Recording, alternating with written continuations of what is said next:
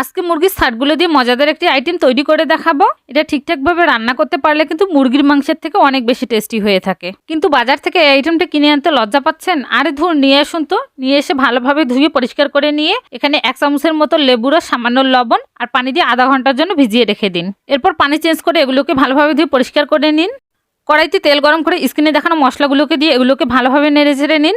এরপর এখানে দিয়ে দিন পেঁয়াজ কুচি, কাঁচামরিচ কুচি। এরপর এগুলোকে ব্রাউন কালার করে ভেজে এখানে আদা রসুন কাঁচামরিচের পেস্ট দিয়ে এগুলোকে ভালোভাবে ভেজে নিয়ে এখন হলুদ গুঁড়ো দিয়ে দিব 1 টিস্পুন, শুকনো লঙ্কার গুঁড়ো দিয়ে দিব 1 টিস্পুন, গরম মশলার গুঁড়ো দিয়ে দিব 1 টিস্পুন আর লবণ দিয়ে দিব স্বাদ মতো। এখন এই সমস্ত মশলাগুলোকে ভালোভাবে কষিয়ে নেব।